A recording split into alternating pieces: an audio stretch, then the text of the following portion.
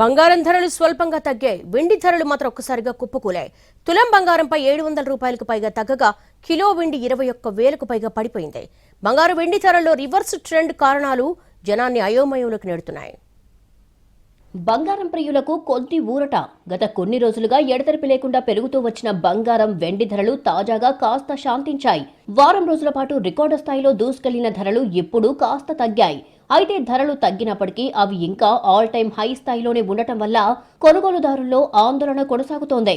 హైదరాబాద్ మార్కెట్లో 24 క్యారెట్ల తులం బంగారం 1,41,710 రూపాయలుగా ఉంది.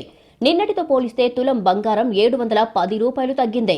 అలాగే 22 క్యారెట్ల బంగారం తులం 650 రూపాయలు తగ్గి 1,29,900 రూపాయలుగా కొనసాగుతోంది.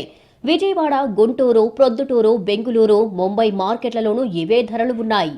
ఇక నిన్నటిదాకా ఆకాశమే హద్దుగా దూసుకెళ్లిన వెండి ధరల దూకుడుకు బ్రేక్ పడింది.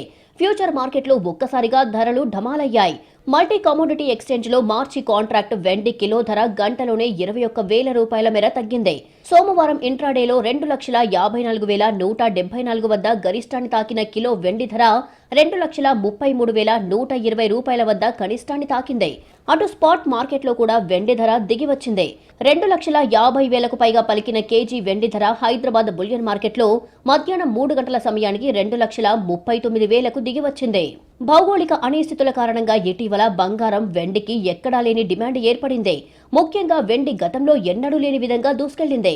అంతర్జాతీయ మార్కెట్లో $50 దిగువనే ట్రేడ్ అవుతూ వచ్చిన వెండి ఒక్కసారిగా ఇటీవల భారీగా దూసుకెళ్లింది. దీంతో సోమవారం ఓ దశలో $80 పైకెగిసింది. గరిష్టాల వద్ద ప్రాఫిట్ బుకింగ్ కారణంగా భారీగా దిగివచ్చింది. వెండి ఈ ఏడాది కాలంలో ఇప్పటి వరకు 181% మేర పెరిగింది.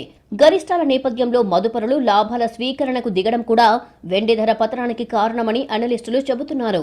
బంగారం వెండి ధరలు కొంత శాంతించినప్పటికీ ఇంకా రికార్డు స్థాయిలోనే కొనసాగుతున్నాయి.